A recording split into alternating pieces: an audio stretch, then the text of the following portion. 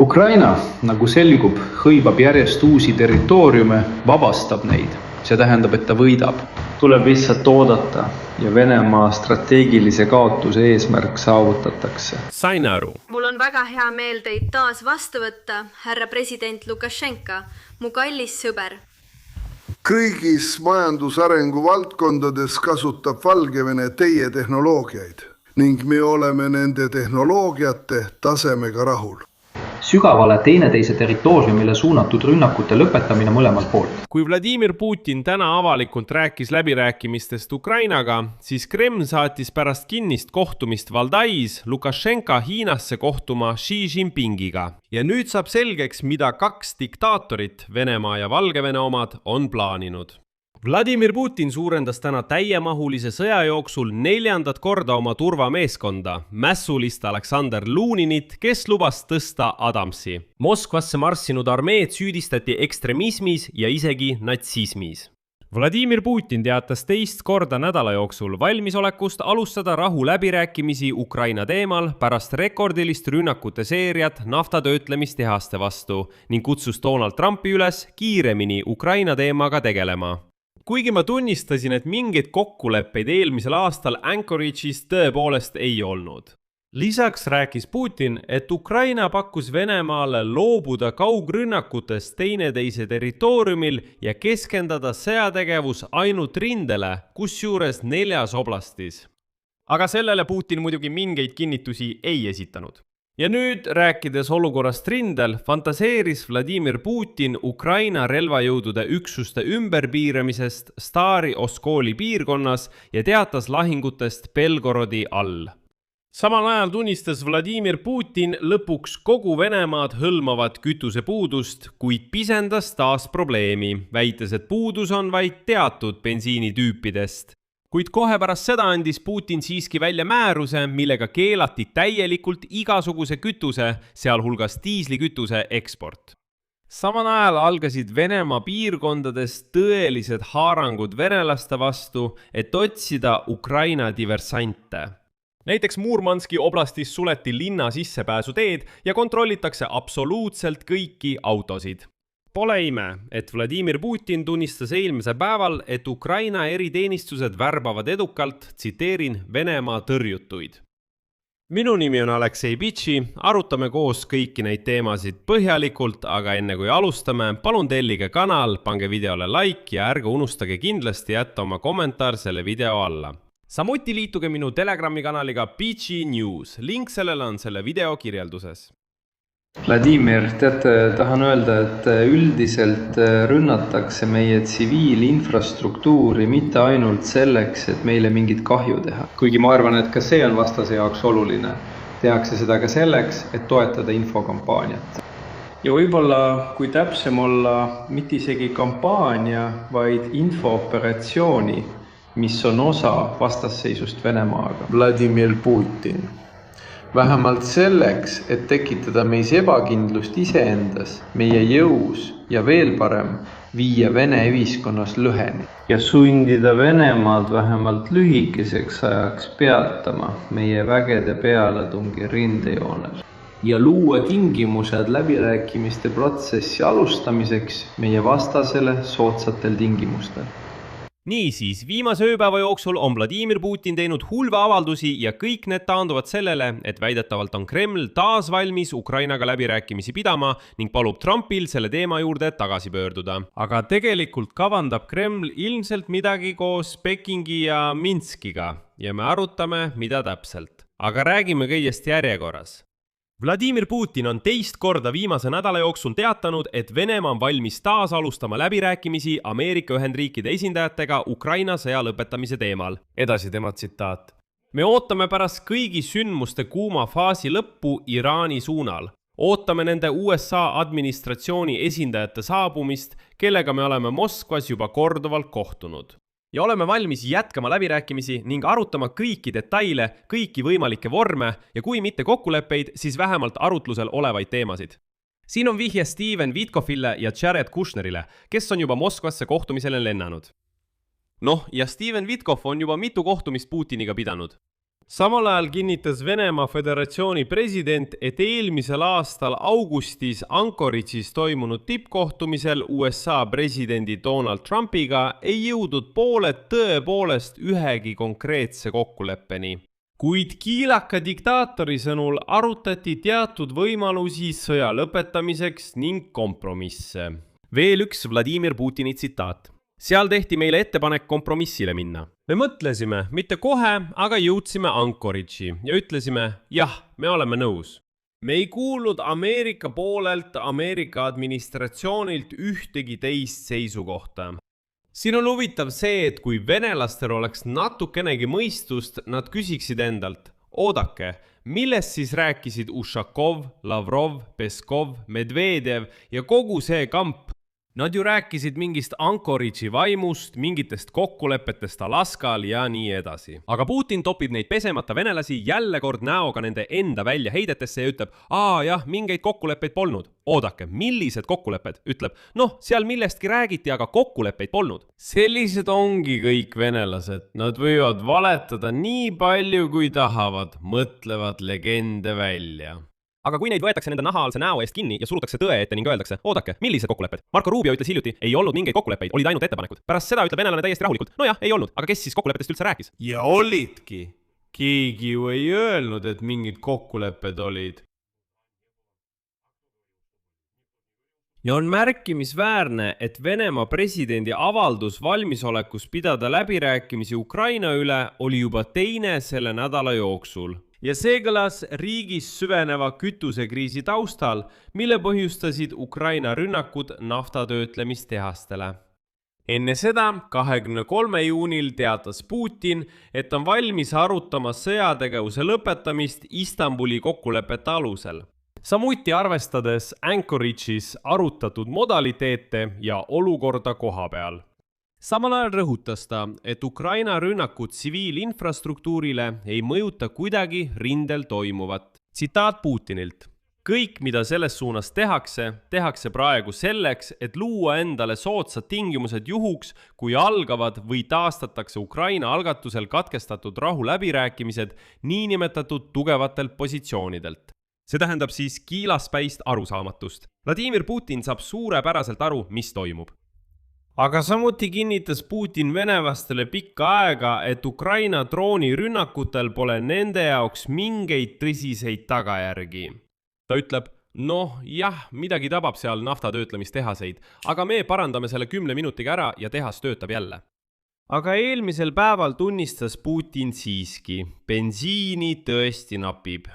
Vladimir Putin tunnistas pühapäeva õhtul, et kütusevarustuse probleemid on viinud, tsiteerin, mittekriitilise puudujäägini ning teatas, et spetsiaalne staap tegeleb piisava kütusekoguse tagamisega üle kogu riigi.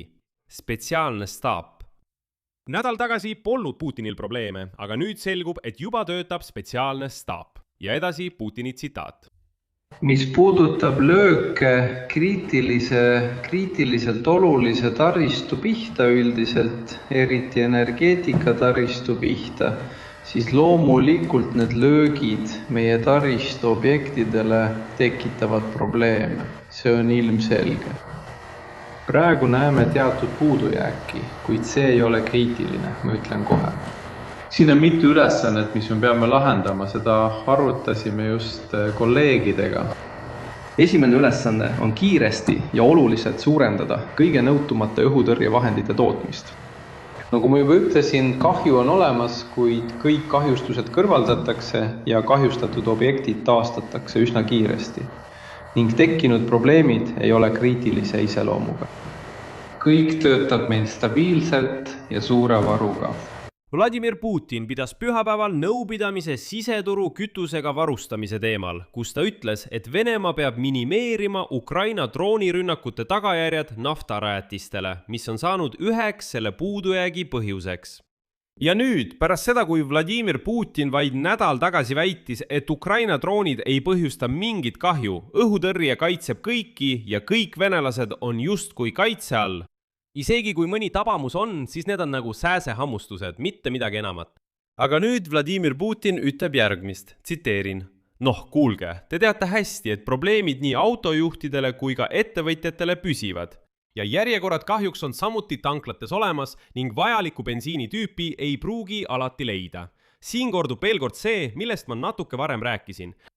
Keskmine venelane, selline nagu Vladimir Putin, ütleb alguses sirge näoga, ei ole mingeid tagajärgi, see kõik ainult tundub teile, puudust ei ole. Siis, kui teda survestatakse ja talle tõde näkku öeldakse, ütleb ta, aga see on ju ilmne, muidugi on probleemid. Võrrelge lihtsalt omavahel kahte retoorikat. Putin nädal tagasi, Putin täna. Putin nädal tagasi ütleb, mingeid probleeme pole. Putin ütleb nüüd, mis mõttes? On ju ilmne, et on probleemid, aga te ju ise näete, et on probleemid. Mis küsimusi te mulle esitate? Ja jällegi, pöörake tähelepanu sellele, et seda ütleb riigi president, mida tavaliselt nimetatakse tanklariigiks. Venelased, kas teie sõda ikka läheb plaani järgi? Lõpuks teatas Putin, et Venemaa Föderatsioon kasutab juba praegu strateegilisi bensiinivarusid, mille maht on praegu 1,7 miljonit tonni. Samuti lisas ta, et kaalutakse mitte ainult bensiini, vaid ka diislikütuse ekspordikeelu kehtestamist. Ja nüüd saavad Venemaale kütuse tarnijateks peamisteks kandidaatideks Hiina ja India, kes ostavad Vene naftat. Aga probleem seisneb selles, et kütus kaugematest riikidest oleks oluliselt kallim kui Venemaa tootjate tarned.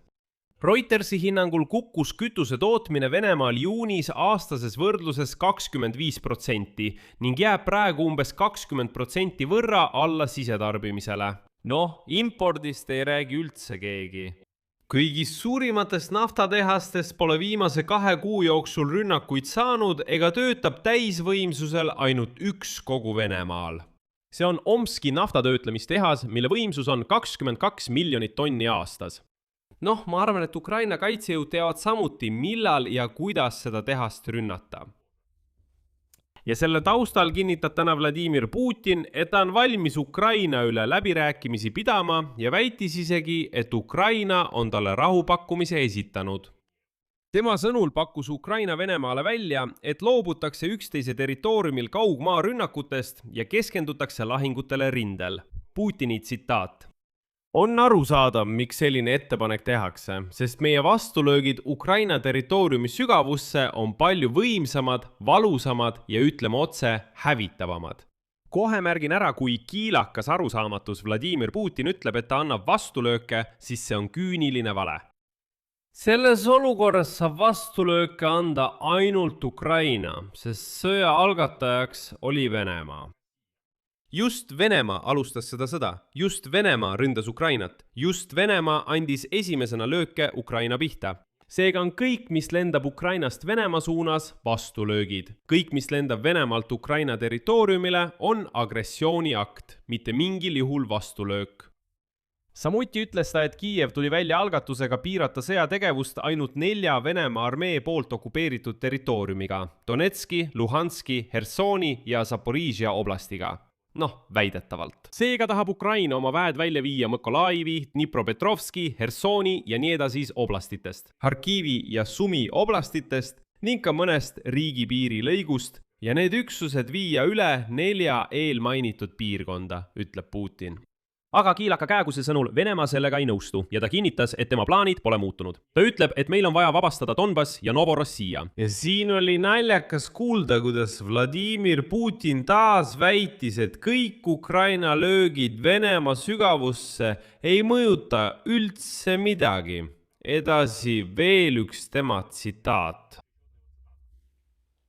Ukraina relvajõudude löögid Venemaa taristule tekitavad probleeme ja põhjustavad teatud kütusepuudust. Aga kõik kahjustatud objektid taastatakse üsna kiiresti ja kõik töötab meil stabiilselt. Kõik löögid, ükskõik kuhu neid ka ei tehtaks, ei mõjuta üldse olukorda rindel ega kontaktjoonel. Ja selleks, et kõik usuksid, et Venemaa tõesti võidab, fantaseeris Vladimir Putin täna välja mingisuguse Ukraina relvajõudude üksuste ümberpiiramise. Stari Oskoli piirkonnas, jätke see nimi meelde, Stari Oskol. Ja ilmselt teatas ta ka lahingutes Belgorodi all. Ukraina sõjaväelased reageerisid Vladimir Putini sellisele avaldusele ning märkisid, et praeguse seisuga nad alles töötavad edasiliikumise nimel selles suunas. See on sarkasm ja kohe saate aru miks. Ja teade Ukraina relvajõudude ümberpiiramisest Starõi Oskoli piirkonnas on järjekordne Kremli valeuudis. Venelane, ta on ju natuke rumal, ta ei hakka infot kontrollima. Ja Ukraina relvajõudude avalduses öeldakse, tsiteerin: oleme veendunud, et Venemaa Föderatsiooni juhil on oma vägede lahinguvõimest parem ülevaade kui meil. Seetõttu eeldame, et Starõi Oskoli lahinguid tuleks pidada tema poolseks eelteateks. Siin räägitakse sellest, et Vladimir Putin väitis, et Vene sõjaväelased on väidetavalt peaaegu blokeerinud Ukraina üksuse Starõi Oskoli jõe vasakul kaldal. Tegelikult sellise nimega jõge looduses lihtsalt ei eksisteeri. Starõi Oskol on linn Venemaa Föderatsiooni Belgorodi oblastis, mis asub rohkem kui 100 kilomeetri kaugusel Ukraina piirist. Tõenäoliselt ajas Kremli juht linna segamini Oskoli jõega, mis voolab Harkivi oblastis, kus jätkuvad lahingutegevused. Seetõttu ütlevad Ukraina relvajõudude võitlejad: ilmselt oli see lihtsalt teade ja me töötame praegu selle nimel, et jõuda Starõi Oskolini. Siiski otsitakse Kremlis ikkagi võimalusi läbirääkimiste taasalustamiseks Donald Trumpiga, et proovida taas Ukraina rünnakuid Venemaa vastu blokeerida.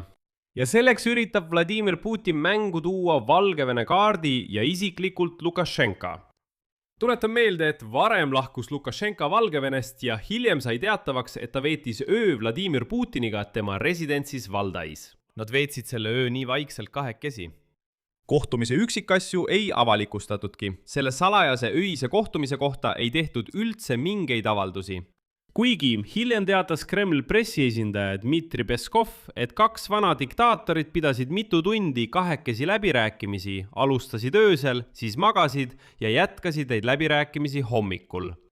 Tuletan ka siin meelde, et enne seda öiskohtumist ütles Lukašenka otse Venemaa suursaadikule Grõzlovile, et Valgevenet ei tasu sõtta tõmmata. Samuti lisas ta, et väidetavalt võttis ta enne oma sõitu Putini juurde Valdaisse Minskis vastu Ukraina presidendi Volodõmõr Zelenski esindajaid. Ja nüüd on tekkinud kuulujutud, et Lukašenkat võidakse kasutada vahendajana Kiievi ja Moskva vahel. Kuid täna keeldus Dmitri Peskov vastamas küsimusele, kas Aleksandr Lukašenka on Ukraina ja Venemaa vaheline sidekanal, arvestades, et Minskis toimus hiljuti tema kohtumine Zelenski esindajaga. Edasi tsiteerin. Peskov. Selleks, et need olemasolevad kanalid töötaksid ja toimiksid, peavad nad jääma varju. Nad peavad jääma mitte avalikuks. Seetõttu ma ei hakka teie küsimusele vastama. Aga loomulikult oli Ukraina teema päevakorras mitteametlikus suhtluses, mis toimus reedel ja laupäeval Valdais Putini ja Lukašenka vahel. Ilmselt Peskov siiski oli juures. Seejärel Lukašenka. Ilmselt Peskov siiski oli juures. Siis kadus Lukašenka äkitselt täiesti radarilt. Pühapäeval polnud üldse teada, kuhu ta kadus. Lukašenka oli kuskile kadunud. Ja täna 29. juunil ilmus Valgevene diktaator Aleksandr Lukašenka Hiinas välja. Pekingis jõudis ta juba kohtuda Hiina juhi Xi Jinpingiga. Hommikul maandus Lukašenka lennuk Pekingi pealinna lennujaamas Shoudu. Seejärel algas Valgevene diktaatori ametlik kohtumine Hiina juhiga.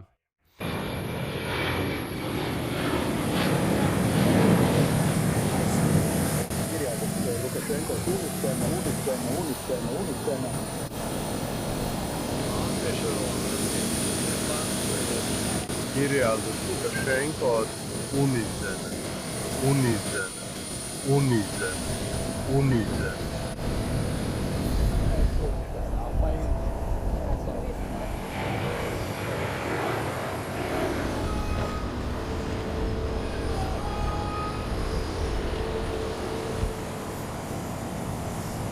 Ja nüüd teatas Xi Jinping, et tsitaat, praegu on Hiina-Valgevene suhted ajaloolises tipus. Lukašenka vastas sellele, et hindab väga sellist positiivset hinnangut suhetele Minski ja Pekingi vahel. Ning Valgevene diktaatori sõnul hakkavad nad koos Hiina juhiga kokku leppima ülemaailmses koostöös. Ma lendasin siia Moskva lähistelt. Me pidasime läbirääkimisi president Putiniga ja pärast seda lendasin ma Pekingisse. Chungbai Liangua. Hiina ja Valgevene on raudsed sõbrad ning me arendame kõike hõlmavat strateegilist partnerlust. Valgevenes ehitasime koos teiega suure kivi ning olen teile tänulik selle eest, et olete toetanud viimastel aastatel tööstusarengu ja 2 riigi vahelise tööstuskoostöö algatust. Kõigis Valgevene majandusarengu valdkondades kasutatakse teie tehnoloogiaid ning me oleme nende tehnoloogiate tasemega rahul. Ja just siin tekibki tunne, et kõik need Aleksandr Lukašenka valjud avalikud avaldused Boris Grызlovile otse näkku, et Valgevenet ei tohi sõtta tõmmata, olid vaid tsirkus või teatrietendus. Asi on selles, et Hiina võib täiesti aidata Valgevenel relvatootmist oma territooriumil käivitada, mis hiljem läheb Venemaa armee vajadusteks.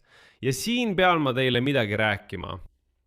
Kõige silmapaistvamaks näiteks tihedast ja tehnoloogilisest koostööst Hiinaga on Valgevene mitmikraketiheitja Polonees.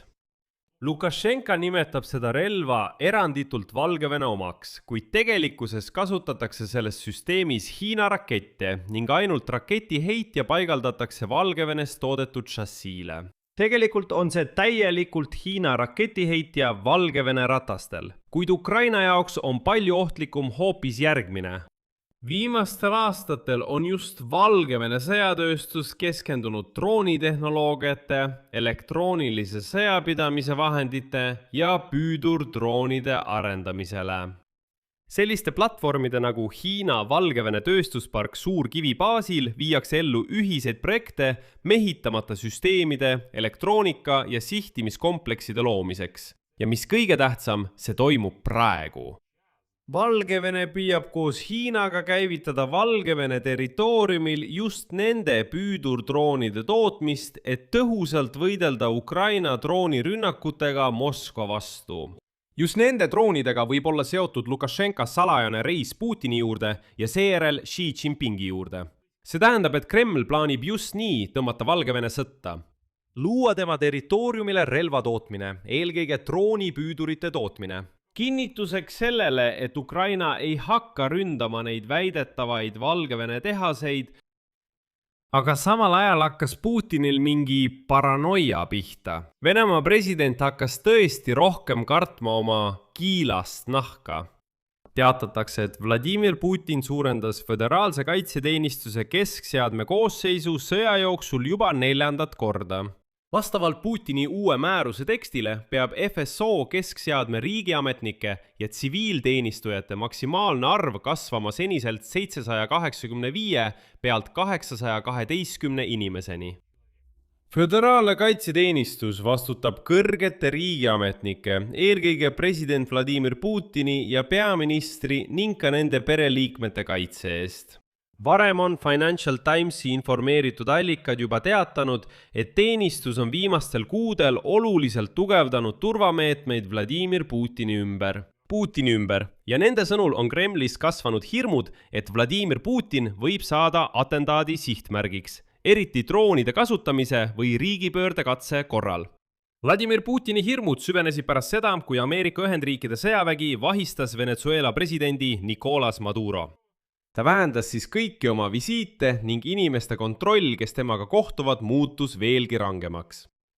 Ametliku visiidi ajal Kasahstani mai lõpus saatsid Vladimir Putini autokolonni soomusauto, mille katusel oli kuulipilduja koht, raadioelektroonilise sõjapidamise süsteemiga auto ja helikopter. See tähendab, et Vladimir Putin kardab tõesti, et mõni droon võib tema kiilaka pea pihta lennata. Samuti on Putin ja tema perekond lõpetanud ilmumise Moskva ja Valdai residentsidesse, eelistades siiski rohkem varjatud kohti. Nad veedavad nädalaid punkrites, sealhulgas Karagandas ja Krasnodari krais. Financial Timesi allikate sõnul ei piirdu täiendavad turvameetmed ainult Vladimir Putiniga. FSO-le on antud ülesandeks tugevdada ka 10 kõrge ametikohaga Kaitseministeeriumi kindralikaitset. Sealhulgas 3 kindralstaabi juhi asetäitja, kelleks on Valeri Gerassimov, kes oli kuni hiljutise ajani ainus sellise kaitse all olnud sõjaväejuht. kõik need sammud on vastus Ukraina eriteenistuste atentaadikatsetele Venemaa kindralite vastu. Aga see pole veel kõik. Kas mäletate lugu Vene okupandist, kes kavandas mässu Moskva vastu? Nii et Vene okupant Aleksandr Lunin, kes salvestas videopöördumise Vladimir Putinile, hoiatades sõjalise mässu ohu eest, arreteeriti süüdistatuna äärmusliku ja tähelepanu natsistliku sümboolika demonstreerimises. Pealegi, hoolimata kõigist tema naise väidetest, et olevat sõitnud Moskvasse, sai teatavaks, et 27. juunil peeti Aleksandr Lunini üle kohut Voroneži oblasti Rossošanski rajooni kohtus. Varem salvestas metsistunud okupant Lunini naine video, milles rääkis, et ööl vastu 27. juunit toimus nende kodus Voroneži oblasti Lizinovka külas läbiotsimine.